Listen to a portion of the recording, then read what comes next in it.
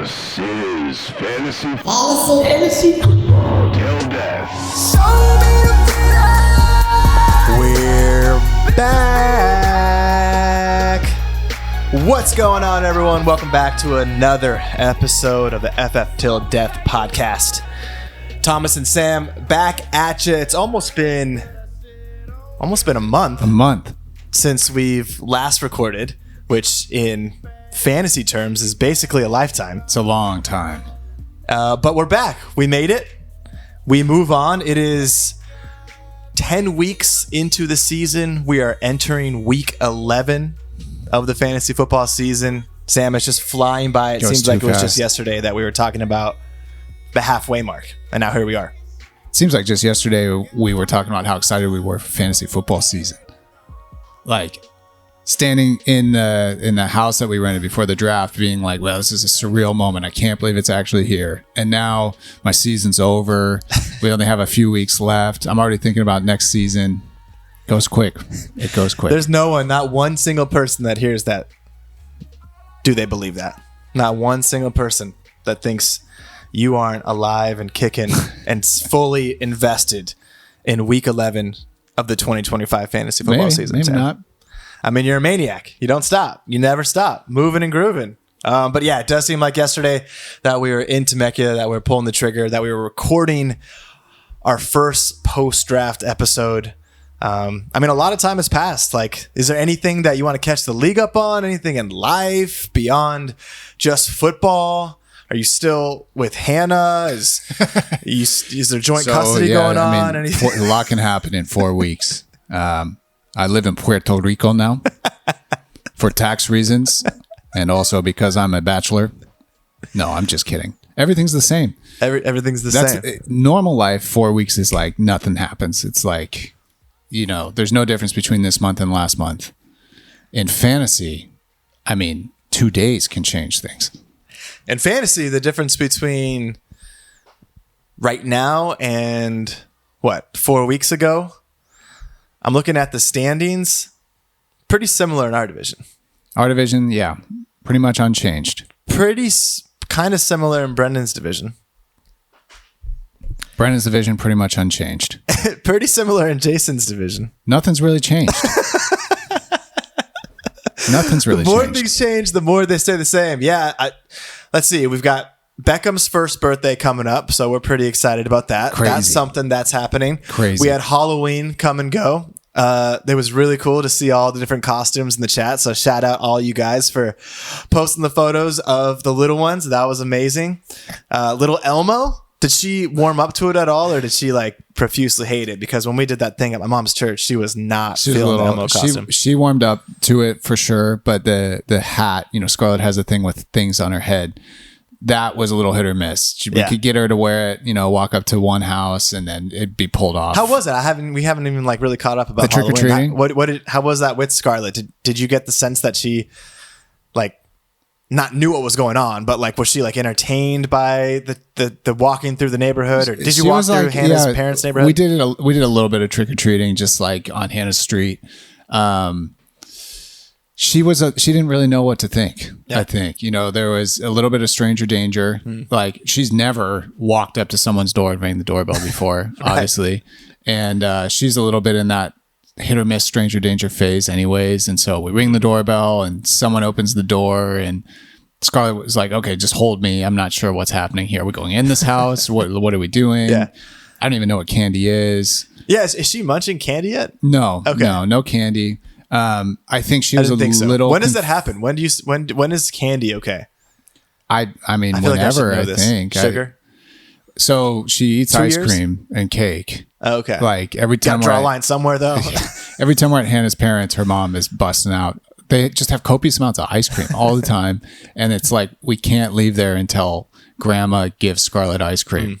And it's always that's more for Grandma than Scarlett. It's Grandma, yeah. But it's always 10 minutes before bedtime. Right? And perfect. It's okay, Grandma. Yeah, that's enough. That's enough. Haven't you done this before? Don't you know? Come on. What are you compensating for? How did she were there houses that were decorated and a little bit? I don't know that she fully understood that. Yeah. The other people in costume she was like, she acknowledged that, but in a confused way. Like, I don't know, like what? There were like all these kids running around, and the kids are amped, you know, the little 6, 7, 8-year-olds.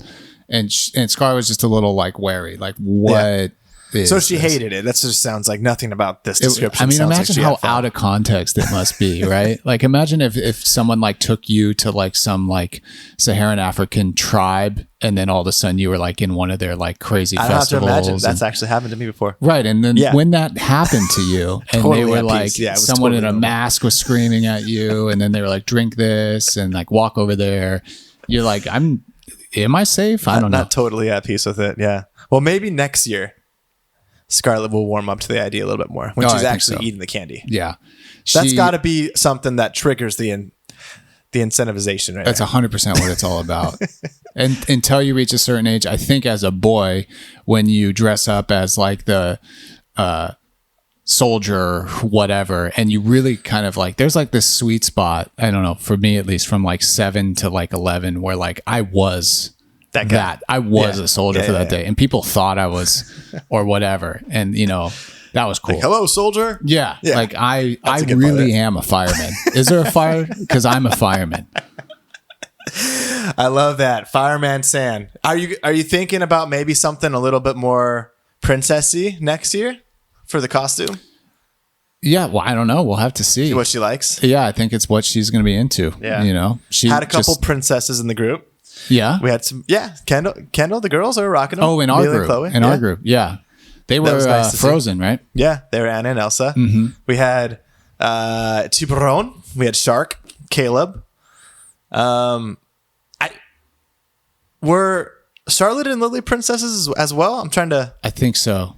Yep, I think Charlotte, so. I think was. I forget if Lily. Yeah, we Beckham, had obviously skunk. Beckham was a skunk. We had a dinosaur. Josiah, I think, was a dinosaur. Dino, was he? Oh, Dino. Josiah. What about Izzy and what about them? Were they frozen? No. What was Luca? Luca was when. Oh, they were in the Nightmare Before Christmas. That's right, Nightmare Before Christmas. Yeah, they had that down. That was a cool family one. Yeah, there were some good ones. Who were Miss Emmy? Strawberry. Emmy was fruit. Yep. Fruit. Yep. Wasn't a strawberry. I didn't identify specifically as one. I think she was just going for fruit. Okay. Yeah. She was a berry. So Beckham was not feeling the costume at all. No. Especially the hat part. Yeah, the hat was impossible to get on him. Kept pulling it off. He just ripped it off instantly. Yeah. But it was so cute when it was actually on. We had the Chucks on with it, the like black and white. It was like perfect go around. But yeah, we took him around my mother-in-law's neighborhood. There was a lot of houses that were sort of like decorated, and he was like super into that. Like he knows the like ghost thing. We'll be like, look at the ghost, and he'll go woo. Or like he loves the pumpkins, the jack-o'-lanterns.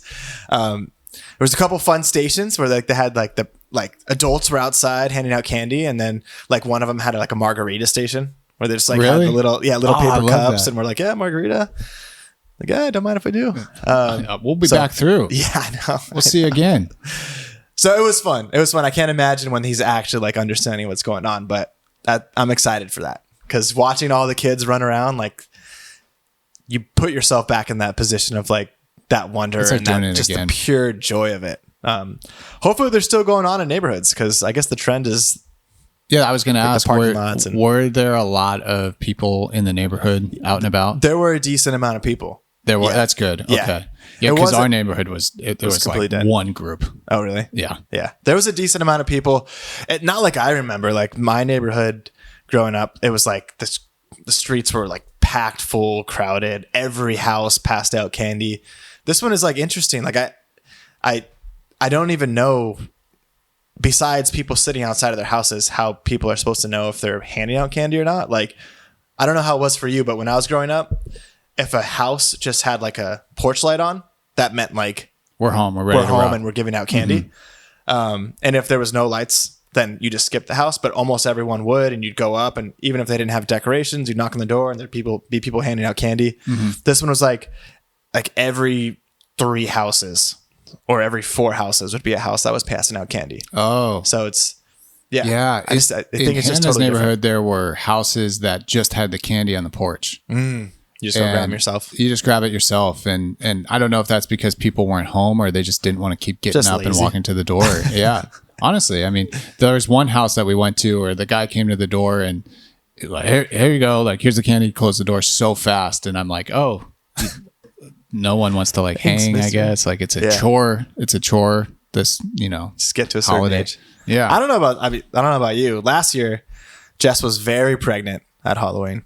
And we did like a little decorating outside of our front door, and we had the Halloween music going, like hidden, the little speaker under like a little plastic jack-o'-lantern. And I was all sorts of stoked to like pass out candy. And we got like 10 trick-or-treaters. But I think that's fun. Like if you're not actually going trick-or-treating, like passing out candy and stuff to the kids that are so excited, like to me, that's super cool. I just love things that get like the neighborhood, the community involved and going and an excuse to just celebrate and be goofy and not worry about real life.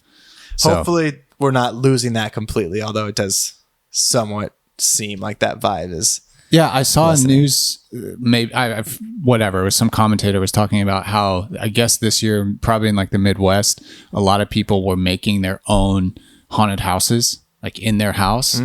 Which I remember growing up, a few people did that in our neighborhood, and it was I thought it was so cool. Dude, same thing. We would have multiple of those in our neighborhoods. I mean, the so house, fantastic. or they use the backyard. You go to the side, like. And I think it's like selfless to like do that. Yeah. It's a lot of work that goes into it. But this commentator was talking about how it's like a vain millennial thing to do to make the holiday about you. I was like, I just don't understand that take. Anyways. This is a fantasy football show. Yeah. We digress. Week 10 in the book. So we're going to go ahead and give a quick week 10 recap. As is tradition, a lot of pop-off performances that we saw this week. I'll start on my screen from the bottom up. Casey's newly minted $15 team, which is hilarious. I didn't see when this. Do you know when this name change went down? I think it was a couple weeks ago. Weeks ago. I just noticed this like 2 days ago. I was like cracking up, which is hilarious because I remember Graham in the group chat mentioning the $15 team because I think he was playing it. I thought he was just making fun of Casey's team. Like I thought it was just like a little roast because he was playing him. I had no idea that he had changed his name and he was just reflecting that. But kudos, Casey. That's hilarious. And not the first name change that we've seen so far this year. But anyways, Casey's $15 team took on the Titan Reaper and fell 96 to 122. Casey drops to 3-7. Evan improves to 5-5. We had your squad, the Shadow Brigade, marching against the Outlier, and you prevailed even with your Bengals on bye. A surprising result, probably in your own mind, 134 to 121, keeping the playoff hopes alive. You improved to 4-6. Brendan drops to 6-4. Ben took on Luke, Golden Age against the Lucanine in a Monday night matchup determined in the final seconds. Luke ends up winning 94 to 90. No thanks for Ben to Josh Jacobs. And I'm shocked that Ben lost. Good defense, Luke. It's solid defense, but these games are games that Ben this year has won time and time again. So is it a crack in the armor? Maybe we'll see. I was going hard in the Jinx paint. You were. I was trying to go so hard in the Jinx paint, and I'm sorry, Ben. I had to do it because let's just keep this competitive in the division before we get to the division games. We don't need to be 2 games up going into the division games with the 8th highest scoring team. That's not right? Let's keep it competitive. Okay. So sorry, I apologize for the jinx. And if you're listening, Ben, it's early, but just go classic. Give us a cheesehead. Just give us some cheese and maybe a skull. Maybe cheese and skull to go for your logo. Sayonara, Griffin Hunter took on 6 the hard way and fell 83 to 109.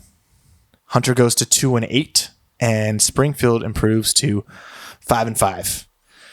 The meat-coated Skele took on Kendall and fell 95 to 119. Kendall goes to 5-5. Graham falls to 4-6. And lastly, I took on Jonathan Taylor and predictably got crushed. Final score of 130 to 149.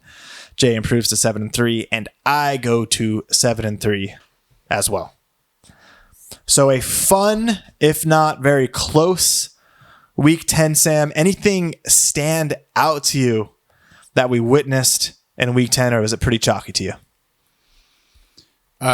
More of the same, I think. We were talking offline just about your run here over the last 4 weeks, and I think it's a good indication kind of how the season has gone so far. So for those listening, Thomas has been averaging about 157 points a week. No, it's 138. Over the last 4 weeks? Oh, no. Sorry. Yeah, over the last four, I think 157, which, in any season has a chance at being the highest score of the season. So over the last four, averaging close to 160 points a week, and you're 2-2. 2-2 in that stretch. Against, teams. So the reason I say that is there's been so much up and down. I mean, obviously I can talk about my matchup against Brendan. I mean, 2 of my top 3 players are out and on bye, and my team by far has the best performance that it's had all season. Yeah. So in terms of predictability this year, we'll call it injuries, whatever. It's been really hard to follow. And I think this week's just another one of those situations. Yeah, I feel like we've seen that same exact situation like multiple times this year where a team looks like, all right, 50-50 normally, but this week probably isn't that week. And all of a sudden that week, that team's having a season week, right? Yeah. Like it's happened to Ken a few times. I know is like you look at, he's got a pretty mediocre team. He's putting out 138 points or whatever is what he ends up scoring.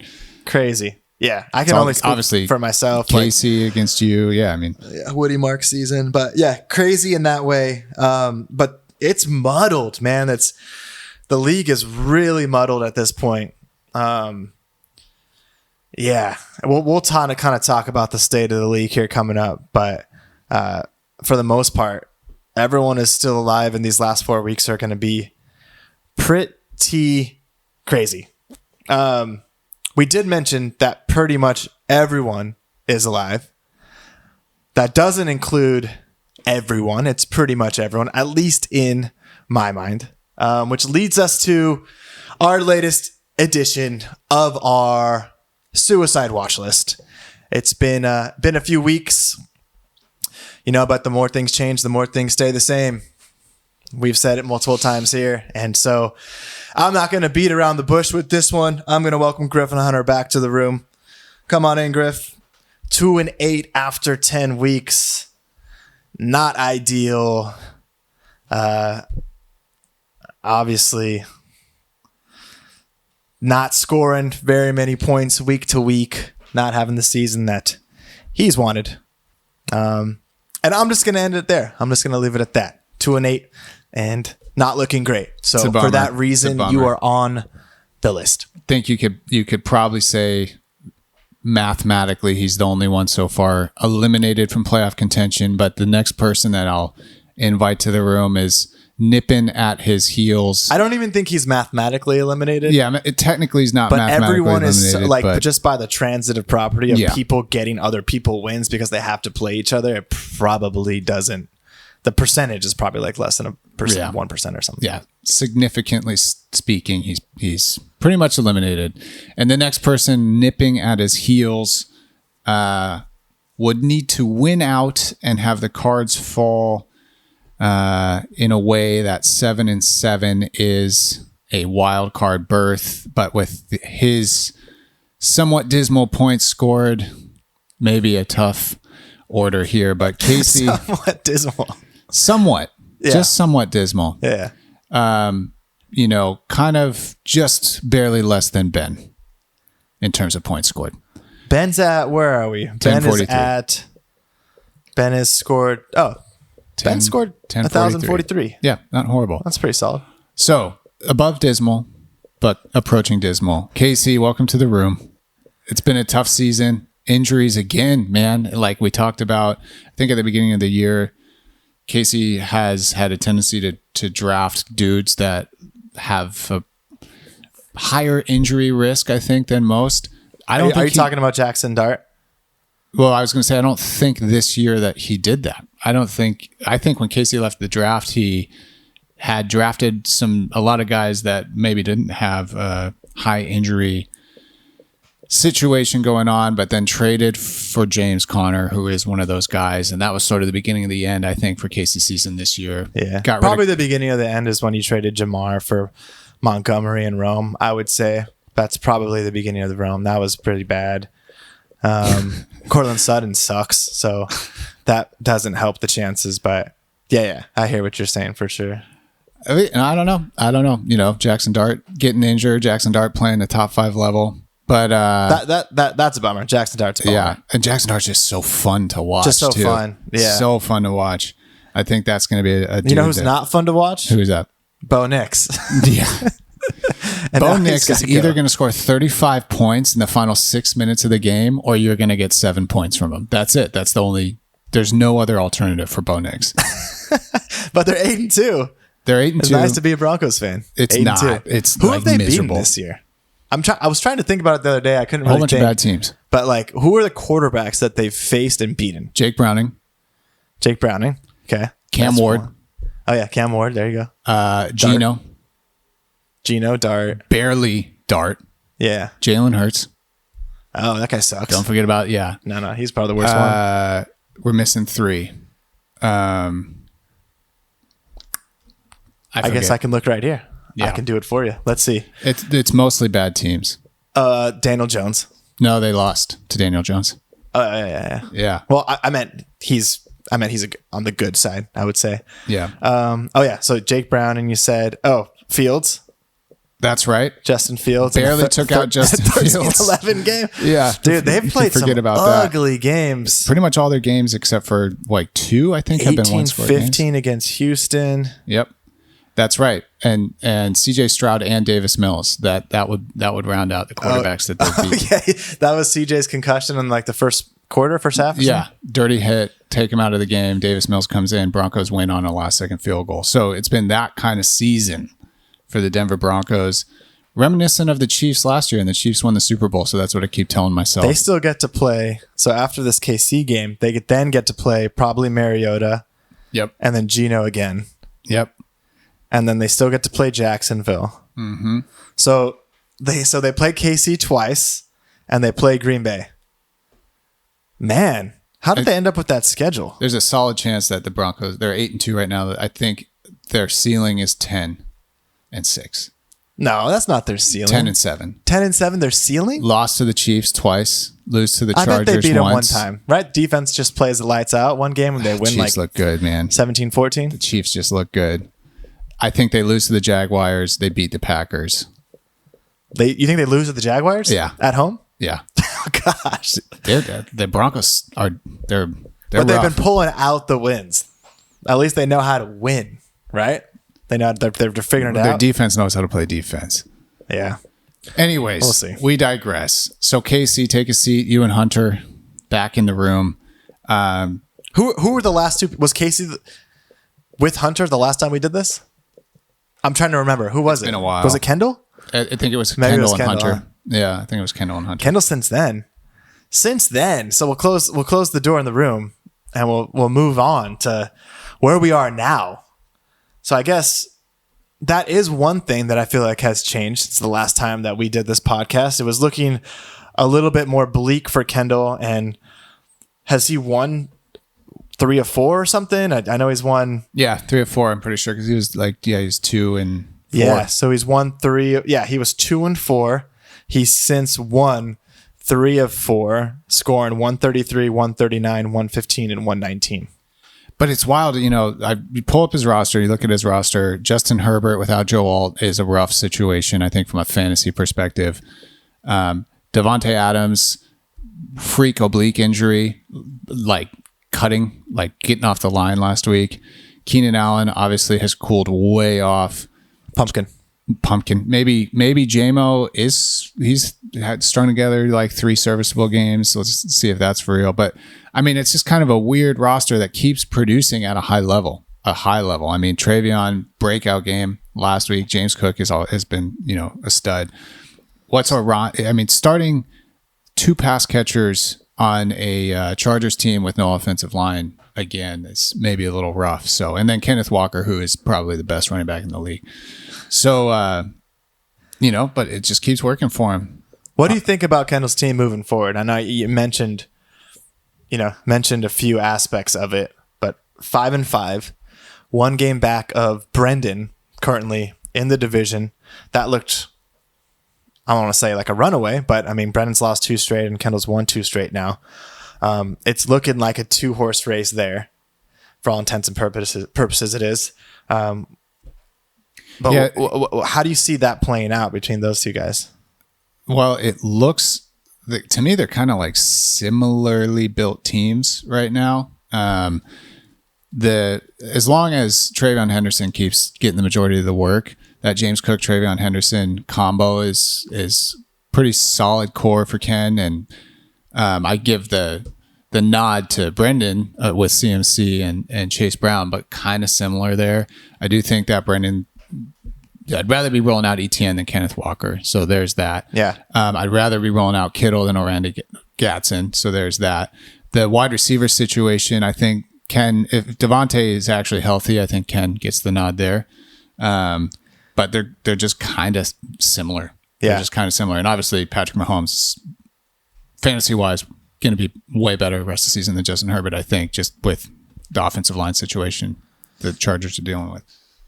So I give the nod to Brendan, but I do think that they're similarly built teams, and just Ken's getting points. Some real boom bust in that situation, huh? Like you would think that Travion at this point, first of all, what a timely trade, huh? Like I don't even think Kendall felt great about it in the moment when he made it. He just needed a running back. He needed someone to start, and I think Travion ended up scoring like 6 points that week when he started him.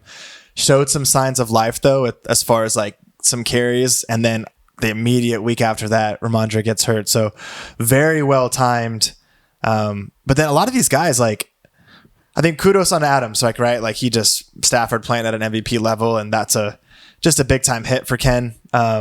He's had some spike weeks, like just some of his guys in general have had spike weeks to kind of win the week. It feels like, like Adams has had spike weeks. He's just been solid across the board. Cook has weeks where, he wins you the week, and then he has weeks where it's like forgettable. But I think he's had forgettable weeks where he's had other guys pop off at the same time, like Henderson this past week. So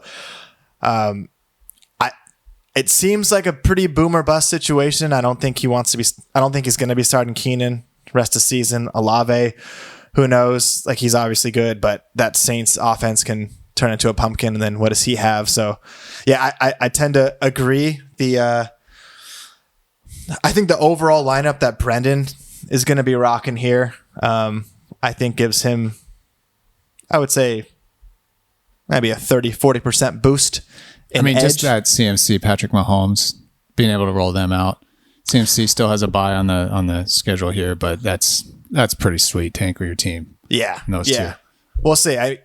Chase has obviously been, I didn't like that trade personally, shipping off Waddle and Rico. But Chase Brown has obviously been, really good the last couple weeks. I think he had 15 and 24, right? So coming from what he'd been doing the entire season before that's great. We'll see with Tet.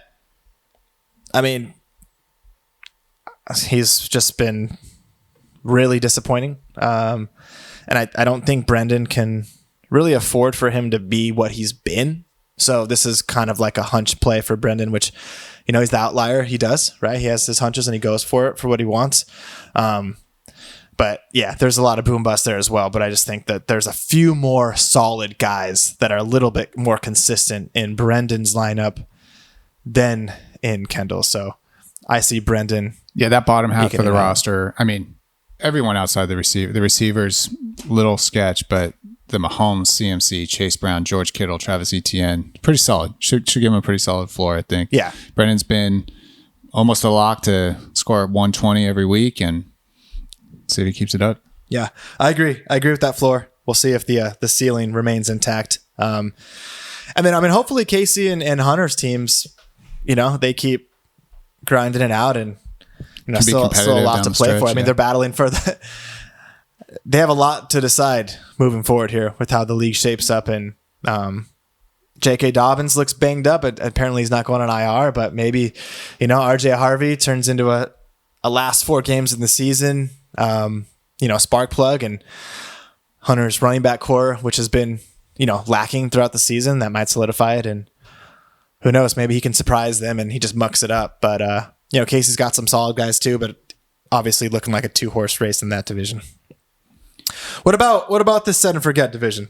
What are your thoughts here? You think Jay's got a tough one this week, and yeah, he's done a good job, all things considered, to make that look like a respectable lineup, going with the triple stack of the Rodgers, Warren, Pat.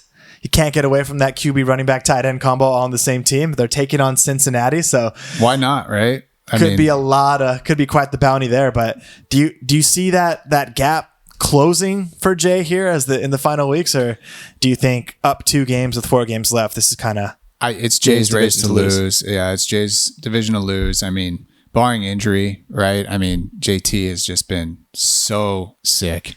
So a tough week this week, and if he gets through this week without JT, without Daniel Jones, without Tyler Warren, it's not looking good for everyone else in the division. I think they're thinking wild card. So, it's a weird year. I think I would say throughout the season, Griffin Springfield's fielded the best team in that division, but sitting here at 5-5, no quarterback. If you say team, you mean like roster top to bottom? Yeah, just complete sort of depth. Jay's roster has come together over the past couple weeks with the Joe Flacco situation, but dude was rolling out JMO and T Higgins, and Lad until the past couple weeks had been a little bleak. So I think Spring on paper has had the team that I'd be most excited about in that division. It just hasn't always come together. I mean, he's had some really big weeks and he's had some really horrible weeks too, just with the same guys. So, if Zay Flowers and AJ pick it up, like magically AJ turns into the AJ that Ben drafted. In his own words, if you have me in fantasy, drop me. As of his Twitch stream last night. That's not a good sign. Never a good sign. He could be doing it tongue in cheek, but at the same time, he followed that up by saying, yeah, my family and life outside of the football is good, but everything else is shit. Yeah, that's not a good sign. Probably not a good sign for his football implications, huh? But that Parker Washington pickup, a little sneaky. Turns out he's better than Travis Hunter and Brian Thomas Jr. So Brian Thomas Jr., another wide receiver Jay's had to deal with all season. So yeah, fantasy changes so much on a week-to-week basis. So if Jay loses this week and Griffin wins this week, and AJ looks good, and Zay does well, you're feeling good.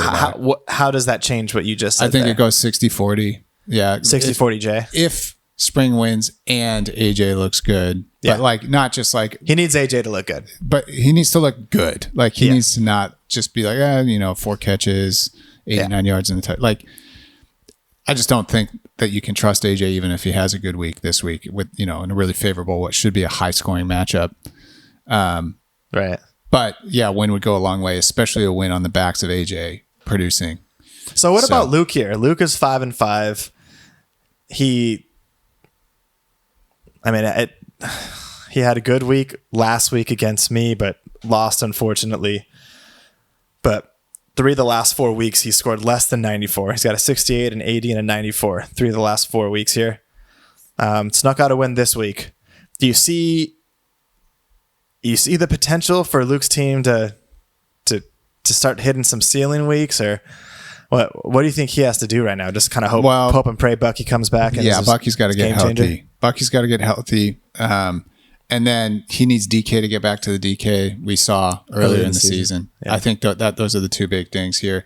Joe Flacco, honestly, if I'm looking at Joe Flacco or Baker rest of the season, I think I'm starting Joe Flacco every week. Like he's been elite from a fantasy perspective. So if you get that 25, 27, 28 point floor from Flacco, and DK is at least, a solid wide receiver 2 for you with George Pickens in there, I love the rest of the base. I mean, Derrick Henry with a healthy Bucky Irving, with Sam Laporta. Are you not worried about Henry? Like, I don't think he's obviously Derrick Henry, and he's flashed at times looking like the same guy. I'm not to say that, like, eye test wise, he doesn't 100% look the same, but I mean, Lamar's been back for 2 weeks and he's averaging 10 points a game those 2 weeks. Yeah, tough defense in Minnesota last week.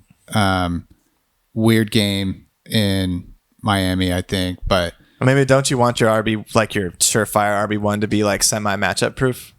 Yeah, you do. But I look at his schedule down the stretch, with the Jets and Cincy twice, and you just think that things can start clicking. And so he's basically a guy where it's like you're probably not going to get the value that you want for him, and so you kind of got to ride him regardless and just kind of deal with whatever outcome it is. Yeah.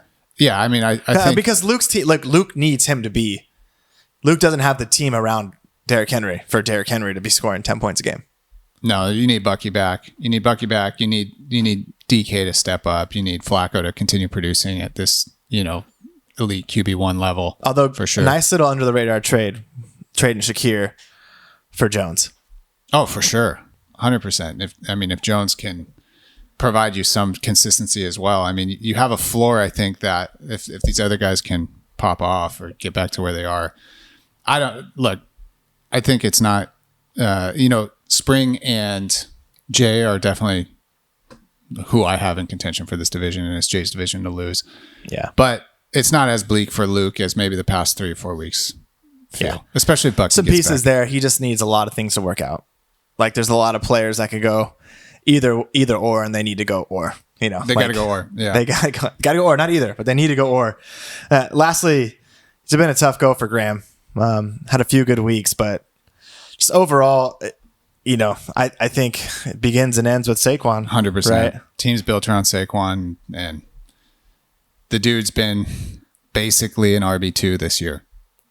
Basically. Mid-level RB2 that offense outside of 1 week. Just hasn't looked good. And it's just a weird spot for Graham, right? Like, he's probably been in this situation all year of, Saquon doesn't feel great, but he, 2 weeks ago, he scored 31 or whatever. There's still that pop off. He's still Saquon. I don't feel great at wide receiver, but I'm not going to trade Saquon for chump change, right? So weird spot. He's 4-6, not a high point total. So he's probably in a situation now where max he can afford to lose 1 game, right? Like max, get some help. So, I mean, is now the time to swing for the fences, or do you just kind of ride it out because you've been riding it out? In terms of making a move? Yeah, I mean, if he were to move Saquon, I mean, what? I mean, there's not a lot of options, right? Like Kieran probably has somewhat similar value, but then again, Corum's been getting a lot of run. Kieran's just been having the touchdown equity. Well, let's look at it in reverse, right? If you were going to make a trade, would you rather have Saquon or Kyron on your team right now? Well, I would just decide on who fetches more. Yeah. For you, who do you want on your team? Oh, if I were to trade for one of them, would you rather have Saquon or Kyron right now? Whoever I could trade less value for. To me, it's a virtual coin flip, I would say. Yeah. But I don't really see either one of them that differently. I would probably still lean Saquon just because of the work that Quorum has been getting. It would be very by a slim margin though. But I also wouldn't be willing to give up a lot for it. And that's the thing. If you're Graham, if you're going to move Saquon, you need a solid RB2 in return and a startable solid, I would say, wide receiver 2. I don't know who's giving up that value for Saquon right now. Yeah. Well, I think the beauty's in the eye of the beholder, right? Like it just, the name value skews so much when it comes to trade perception, right? We've obviously had a lot of conversations about this in the group chat and whatever. But at a certain point, like numbers speak for themselves, right? And so if someone is consistently scoring numbers that are similar to someone else, you might have to settle for that plus another player that's scoring points per game, the range that you want in value, right? And so that's the nuance that becomes really hard to figure out on the trade block, person to person, because it's tough. It's just a very layered conversation. So yeah, I think there might be something there, but it's probably going to feel ugly to Graham no matter what it is. Because if it doesn't feel ugly to Graham, then someone else is probably giving up more than they want to for him. Yeah. Yeah, and this trade wouldn't work with Casey, but like I feel like Rome Odunze is kind of the upper end of a wide receiver you're talking about in a trade like that. Higher ceiling, low output. I mean, dude, it's if you're talking about Rome and which is funny when you think of the transitive property about the trade that Rome was involved with. It's like Rome and David Montgomery for Saquon. That's way lopsided, I would say. You think it's way lopsided? Well, I mean, Jamar was traded, and not you. No. You have to. I know. Like just where we're at right now. I know, but I would say even still, there's a reason why, besides the software, that Casey made that trade, and that's because Rome has upside that can rival a low end wide receiver one, right? And he had that stretch. So you think it's lopsided on which way? Rome and I think Rome is too good of a wide receiver to pair with. But yes, that's a similar Rome one. and David Montgomery for Saquon? Yeah. You think that's a lopsided, lopsided in favor of the person? Lopsided is the wrong word. Lopsided is for sure the wrong word. But I think Rome is, I guess, are you saying Rome is on the like upper echelons of receiver that someone would be willing to give away? Because I think for Rome, Saquon, yeah. Yeah, I think, if you get any better than that, then it's unfair, right? Like, yeah. Receivers, I feel like there's not many running backs that are moving the needle, right? Like DeAndre Swift has been just as good as Saquon Barkley, basically, besides the couple spike games. And that's not always going to be the case, right? But there's a lot of running backs that are like that as far as value goes, where if you're getting an average, they're probably averaging 12 points. They're averaging 10 points, 14 points, right? Like the wide receivers that have those ceilings, I think are more rare. So I think the receivers have more value than the running backs. So that's where it becomes pretty hard. Are you doing this trade if you're Casey and Graham? Either way, Saquon and Juwan Jennings for Rome and David Montgomery. Yeah, it's just hard because I like Rome, but I also think I don't want Monty. Yeah. So I just don't think that, I think Graham's given up too much because I think Jennings, what he's become, is more valuable than David Montgomery. Even with Pierce Hall coming back. So I think a healthy Jennings, his role in that offense doesn't change. Like if he's healthy, we right? saw it But last doesn't he week. have That's what I'm five saying, broken healthy. ribs? He's healthy right now. He is. Okay. I mean, he's scored, I think, 14 back-to-back weeks, Jennings has. So he's turned into that valuable role. Montgomery, I don't like. What's Montgomery done the last few weeks? 50 and a touchdown at most. Yeah, 15. I'm trying to use Montgomery because he's on Casey's team, but who's an RB2 kind of in that range? That, if it's going to be Rome and who, or or who's the echelon right below Rome, Yeah, that's a really tough one. At this point in the season, with Saquon, big name value, so you want to get as much back as possible, but he's kind of reverted to New York Giants Saquon on a weekly basis, and so I think you got to hope to get a solid RB2, a solid wide receiver 2. Yeah, it's just tough. Yeah, it is tough. That's someone's gonna have to, like I said, someone's gonna have to compromise somewhere. And when I look around the league. Sometimes at this point in the season, there's a team that's just stacked with depth and they're looking to color up and make a push towards the playoffs. And it's like, okay, I do have the pieces, there's someone I'm not even starting on a weekly basis. So for me, from a starting perspective, I'm going from my RB2 to Saquon. So it makes sense. I'll do it. I'm not seeing that. There's no teams really set up like that right now in the league. No, I think before the Nico trade, I was probably the closest one to that. Yeah. And obviously gave up a good amount of pieces in that trade. So that's we know what we know about Dowdle now, but just go back to your your mindset right when you made that trade for Nico. Yeah. Would you have made that trade for Saquon? No. I think it really becomes about team comp, right? Yeah. Like for some people that might make sense based on what else is there, right? Like for me, I don't know. There might be a perception that like, oh, you need to upgrade your RB2 because you're starting DeAndre Swift or whatever. Or flex in this point because now Swift slides down into that. Yeah. Or like second running back that you start on your team. Yeah. Right. If I'm starting Marvin at flex and he's beyond my RB2 or whatever.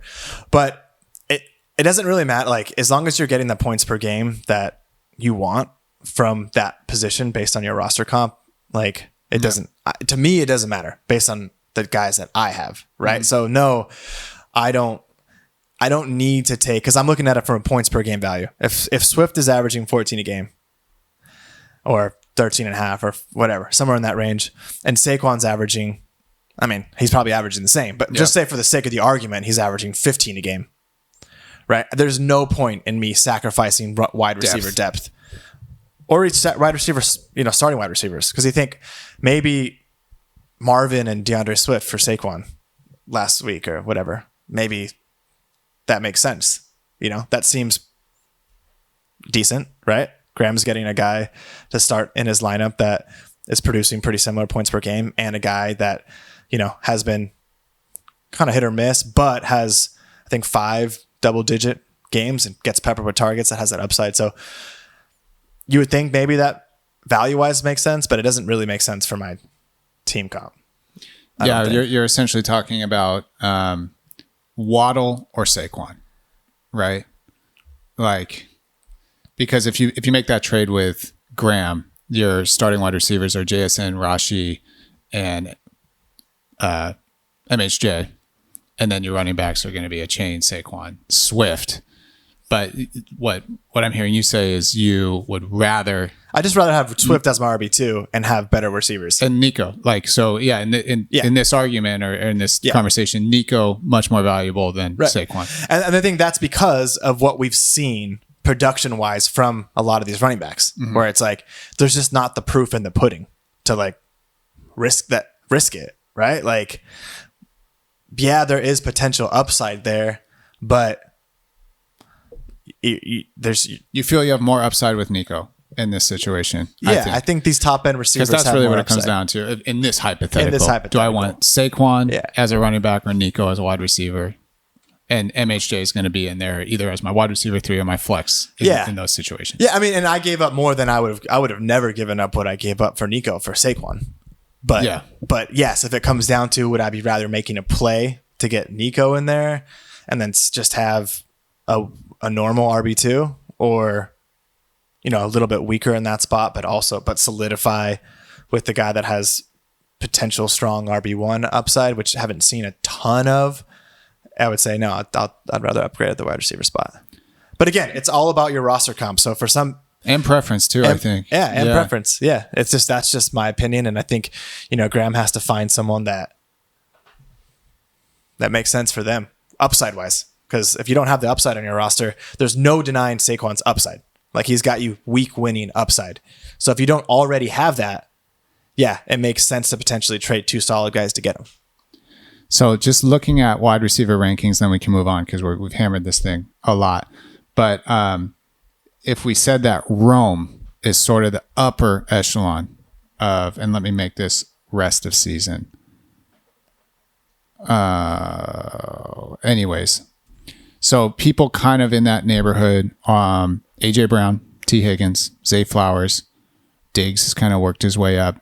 DK Metcalf, I think we're getting a little too low on someone like DK Metcalf. I mean, Graham already has 3 DK Metcalfs on his team, but that's kind of right where we're at. Maybe Devontae Smith moves the needle, but interesting. It's just, yeah. So it just becomes preference. And then I do think that there is a range there where if you're including one of those guys, then the RB included, if you're doing a 2-for-1, the running back you include has to tick up. If you're including someone like below that Rome threshold.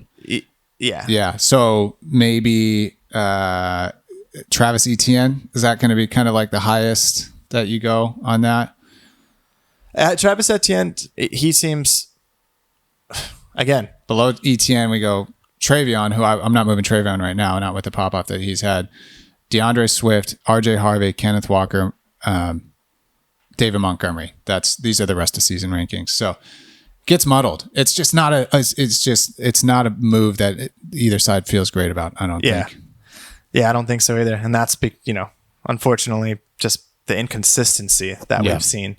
But yeah, that I think all those guys are, Jalen Warren, Etienne, but it's tough to line up value because those guys plus a receiver that Graham would actually want to start is tough because then that becomes probably too much value. So then you have to go down the list, maybe like a Woody Marks, Kamara, Aaron Jones, those guys. Like a Realm and Monty. Yeah, I mean, come back maybe. to Monty. I guess I'm just Graham and Monty, Casey. but Graham and Casey. Let's see if that we can make it happen. Set it up. But anyways, yeah, that was kind of a long tangent about just how tough it is to trade. Yeah. We'll see if Graham rides it out or, But anyways, that division, I think it's going to be really telling this week if Ken can take advantage of this Colts mega bye. Springfield wins or Luke wins. They're a game back. They could both win. You wouldn't want that, I don't think, right? You're playing Luke? I'm playing Luke. I would not want him to win. I think is yeah. So let's make our picks here. Let's go. Let's go ahead and go Gambler's Alley. Let's finish it up here. Let's make our picks. Speaking of who you'd want to win and not win, there's a lot on the line here this week. A lot on the line. And I'm hoping that I'm going to go first here. Yeah, do it. Okay. Take the honors. I'm going to go first, and I'm going to do something we don't normally do. Okay. I'm taking myself over Brendan. Bold. Just taking myself. I feel like this little Marv appendicitis midweek is a little bit of bad juju, but I've been waiting for an excuse to start Spears. And so here it is. Spears season. Let's go, Brendan. Brendan, I think you got it this week. I think so. All right, so I'll go to my matchup, and I hate doing this, but I have to. I have no other option. I got to take me over Luke. There's no other option. Nice. At this Okay. point. Back against the wall. No more. I can't be cute and dick around. I just got to win. Let's get serious. So I'm taking me. You got Luke. Okay. All right. Strap up, Luke. I'm going to go down here to the no pride, no data against Jay matchup. I'm going to do something that's shocking here. I'm going to pick Jay. I'm going to pick Jay pulling the upset with the Pittsburgh stack against Cincinnati because I'm feeling lad. I'm feeling lad soaring against Jacksonville. The last matchup between the Steelers and the Bengals was an offensive clinic on both sides. These 40-year-old quarterbacks combined for like 7 touchdowns or something like that. Oh, yeah. Are we expecting a similar game, or is it going to turn into like a weird kind of I don't think it's going to be similar. I think if there was ever a week for Pittsburgh to show up defensively, it's this week. So I don't know. I mean, I think they've been trending in the right direction. They played pretty well against the Chargers defensively. Granted, the Chargers, it's literally like a high school offensive line. So if you're not causing some mayhem against them, then you suck. Well, Cincinnati's right there in the same boat. Yeah, I know. Hendrickson out. Their defense just so miserable. I think that Pittsburgh should win this game. Like, I agree. Not like a full-on blowout, but I think they'll show up defensively a little bit. I agree. So Flacco's been amazing, but who knows what the deal with this AC joint situation is. It's also in Pittsburgh this time. Yeah. And they're not going to be caught off guard by Joe Flacco becoming the starter. Tomlin's going to have these guys locked in, especially coming off that loss and that ugly game to the Chargers. Tomlin's going to have these guys locked in. I see a big game for Aaron. I think this Steelers stack is going to be good. So I'll go with Jay. That's not how this works, Sam. You've got Kendall. All right. Let me move on to another matchup. Thank you. I will do that. And we are going to take a look at, got to talk about it. We got to talk about the Titan Reaper rolling out the mondo mega kind of stack here from a wide receiver perspective. And you know what? I'm going to go with Spring. I'm going with Spring because Karma's a bitch, because I do think Spring has a good team. I don't like that he's got JJ McCarthy in the starting role right there. I think he's probably going to change that before game time. But against Chicago, I bet he keeps it. I think there's some solid matchups on Spring's side and a little bit more challenging matchups over there on Evan's side. So TD against Vegas? Yeah, CD against Vegas. He's horrible. Wide receiver 2. Drake against Carolina. Honestly, Carolina's been pretty stingy against the pass. Puka against Seattle. Puka, what am I talking about? These guys are all fucking studs. They're going to have big games. Josh Allen against Tampa Bay's pass funnel defense. So, but I'm going to zag. Let's go, Spring. A sneaky Trey Tucker ranked as the Fantasy Pros wide receiver 33 on the week. There you go. Ahead of Christian Watson at wide receiver 38 and just behind Shakir at wide receiver 30. So I think that was a good move for... What's CD ranked at? 4. Yeah, wide receiver 4. That's top 5. Okay. Yeah, let's go, Ev. I mean, that's a scary lineup. Josh has been kind of joshing around. But yeah, there's a lot of potential here. Kamani is doing well, and I don't like this Brees matchup, but besides that, I think Evan has a good chance. Market for Spring. All right. Let's go over to the meat-coated Skele versus Hunter. I think this one's going to be a close matchup. I think Graham needs something out of Deebo Samuel this week for sure. I'm going to take Graham. I think that the Dak against Vegas, I think he finally gets right. So I'll take Graham. Let's go. Are we missing one? Let me write this down. So I got Hunter and you got Graham. And we got one more matchup left. And that matchup, if I can get back to the page, we're bringing our A game today. No rust. The past 4 weeks off, they haven't hurt the flow, the energy. Our final matchup, Casey's $15 team against the Golden Age. And, I may practice Thursday. That's what they say about Lamar Jackson. Knee soreness, not hamstring. Oh, that would just be brutal for Ben if Lamar went down again. It won't matter. I am going to go with Ben. I have to. It's Ben's season. Do you see this as a high-scoring game for Ben? No. You see this as a high-scoring game for Casey? No, I think this is going to be a real race to the bottom here. Give me your prediction, final score of this Cortland game. Sutton against Kansas City. An injured Rome Odunze against Minnesota. Bo Nix against Kansas City. Okay, Casey's over-under Montgomery against Philadelphia. Yeah. Casey's over-under is Denver defense against Kansas City. 79. And Ben is 89. Wow. Yeah. How about Ben rocking the Burden, Fannin, Algier combo? Yeah, it's pretty sick. An injured Fannin. Algier vultured a couple TDs last week. He just keeps that up. Man, this is a race to the bottom. All right, let's go. So I got Casey. Here's a real question about this matchup. Will your team score more points than both of them combined? No? No, it won't. It's going to be close. It's going to go for 90. It's going to be close. 90 this week. Ben's inevitable. I'm just hoping. I'm just trying to keep pace with them. I'm really trying to keep pace with them. I don't know what the point differential. What's the point differential between Ben and I? About 300, I think. 300. Let me check. So it's a difference of 340 points. 340 points spread across 10 weeks. Mm-hmm. Is 34 points a week a significant difference? That's a big difference. Same record. Let's go, Ben. Let's go, Ben. It's just one of those years. A win's a win. A win is a win. All right, so that was Gambler's Alley.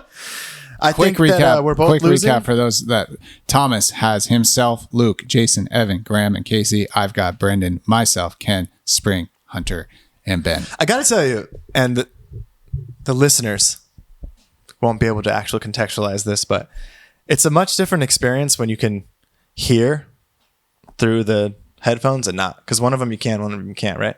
Oh, you can't hear it this time, and I can. Yeah. Yeah. That's because we don't have that Pocari Sweat money yet from Luke. Is it just a troubleshooting thing? I mean, you do the troubleshooting, not me, so I'm not trying to put it on you, but I'm just out of curiosity.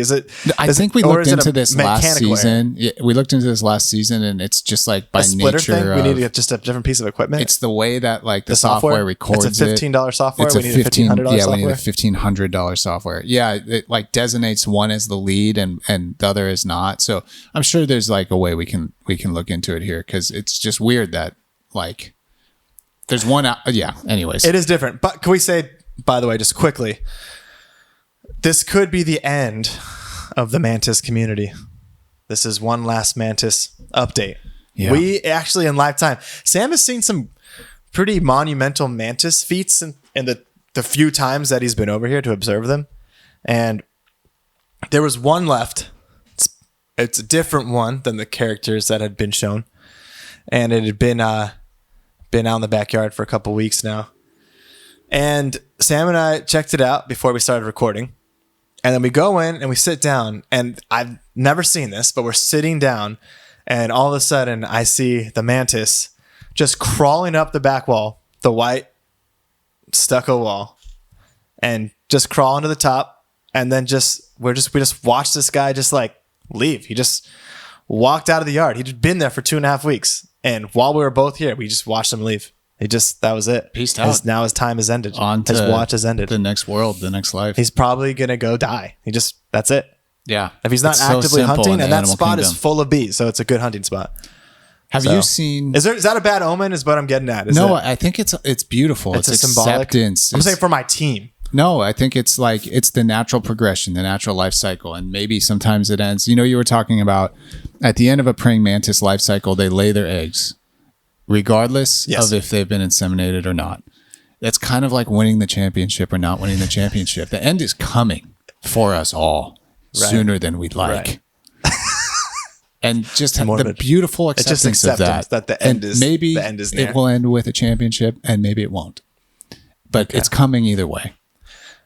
Right, it is coming. The season is ending. We're 4 weeks out. Okay. I don't know if that made me feel better. They say that fantasy seasons are like rolls of toilet paper. The closer you get to the center, the faster it goes. Yeah. And that was words of wisdom from Sam Singer. Kind of related, but unrelated. Have you seen My Octopus Teacher? I have. Yeah, I have. Graham and Danny were big on it. And they recommended it. And at the end, when the octopus lays all of its eggs and then it just goes and dies. And it's like the man who made the documentary goes down there to see his little octopus friend. And it's over for the octopus. Yeah. And it's sitting under that rock and fish are like eating it one bite at a time. That's how I felt with Fred, by the way. It was exactly like that. Yeah. Fred was being carried away by ants, but he was still alive. But he just had one little tear coming down his eye, but he also was smiling. It's freaking sad, dude. But he also was smiling. And it's just this, in nature, there's just this pure acceptance of this is the life cycle. This is what we do. I feel like it's inevitable. I feel like Ben is the ants and I'm slowly getting eaten alive by bit by bit, piece by piece. But it's still nature. So it's still beautiful. It's all the same and everything's connected. There's a lot of people that are talking about octopus as creatures that should be protected based on their intelligence, that it's inhumane to kill them and eat them. Right. They're kind of like they have the same intelligence level as like cats or some dogs. Right. Even smart. I mean, yeah. Even smarter. Problem solving. Some people. Smarter. Yeah. Do you think that we should be allowed to eat octopus? Have you ever had calamari? Yeah. It's really good. Yeah, but it's different than octopus. But what if hypothetically speaking, we found out that dogs and cows or some like cats and cows had the same intelligence level? If it came out that we'd been misrepresenting this intelligence of cows? Yeah. Like purposefully so that people didn't feel bad about eating them? Well, not purposefully. It's maybe just a misunderstanding or something like that. Would you, I guess the real question. Would I stop eating cow if I found out that they were as smart as cats? Yeah. And part B, or the real question I'm trying to get to here is, do we draw the line based on intelligence, or are we just going to draw the line based on we're meat eaters and we eat meat?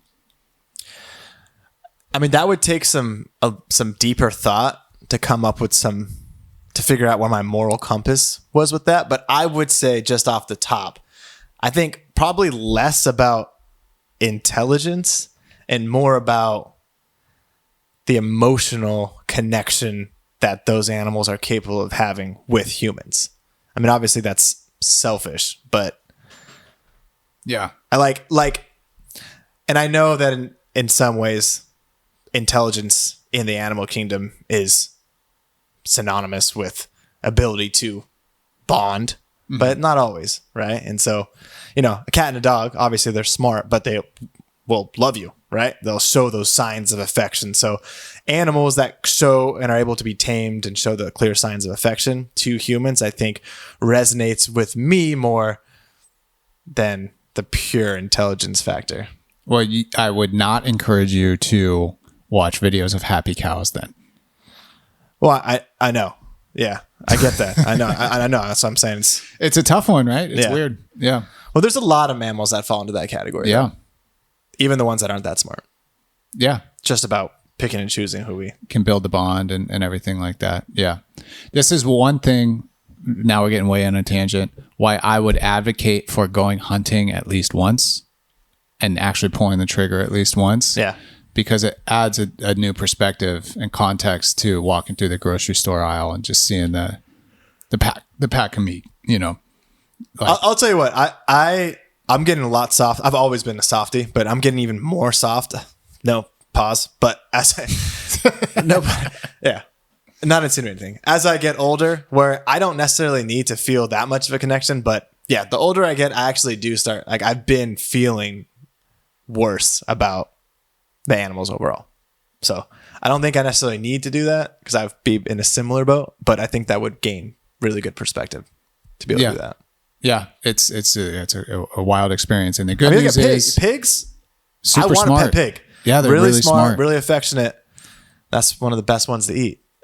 They're also like vile creatures to each other. They're cannibals. They eat their young. They'll eat Not other all animals. Of them, though. There's some good ones. There's some good ones on both sides. I'm saying like a potbelly pig is different than like a wild hog. Oh yeah, a boar or a hog. Yeah, Yeah. The boars are, and the wild hogs are the ones that are nasty. Right. Yeah, they'll just chew your leg off. There was a woman in Houston. Wait, hold on. Going back, have you gone hunting? Yeah. How many? Really? When? Yeah, many times. Oh, really? I grew up with hunting. your dad. Yeah, I grew up. I knew hunting. that. That was dumb. Yeah, the last time I went was like 2018, probably. What did you hunt? Boar Elk. and deer. Yeah. So does it feel different with like an elk or something that doesn't necessarily get? Did you eat it? Yeah, we eat everything. So the deer, I think I feel the worst about because they're just minding their own business, eating some food. Yeah. But they are also animals of prey. Like basically a deer exists to be eaten by something faster and stronger than it. Like that's its role even an elk, it's the same thing. Like they exist to be eaten by the things above it in the food chain. That's like with a lot of animals. Yeah. The pigs are a little bit easier to like have fun with because they're like an invasive species. They destroy livestock. They'll like rip cows out of their mothers while they're being born and eat them. And they like travel in these like rove kind of like packs. Yeah. Yeah. Again, those are, specific. But what's crazy about pigs is that they have the ability to become feral pretty quickly in the wild. Yeah. And they're smart enough to adapt to certain environments. So that's the invasive species aspect of it. They don't always start off as like feral, even like trunks and stuff like that. They evolve into that species, which is pretty crazy. And don't we share like like being corrupted by the 98% of our DNA with pigs too? Aren't they? We're like 98% similar to pigs. But I think that's the case with many a lot of them. Yeah. Right. Anyways, sorry, we should have ended the pod and had this conversation. That's interesting, I think. It is, yeah, interesting. We were doing interesting things here. Anyways, that was our week 11 episode. Welcome back, guys. Welcome back to us. It's good to hear our voices talking to you guys once again. Stretch. Home stretch, boys. Get it right. Get it tight. Make the moves you got to make. Trade deadline. We didn't even touch on this. Is in 10 November days. 22nd. 10 days from today is the last day you can make the moves you need, and then it's locked in. Whatever you got is what you got for the final push. Everything at play still. I mean, no one mathematically eliminated. Maybe spiritually and emotionally, but not mathematically. The wild card has never been more muddled. Only one person has more than a 1-game lead in their division 10 weeks in, which is crazy. Wow. It's a game of Jays, poetic justice. Other than that, we're all grinding for the division championship. So with that, we bid you guys adieu. Until next time, hopefully it's next week. We'll see how things go in life, but that's the goal. Actually, now that I think of it, next week's going to be hard, but we'll see what we can do, guys. Next week's a no-go for me. Next week, maybe never. But until then, an undisclosed amount of time. We'll catch you later, guys. Keep it classy.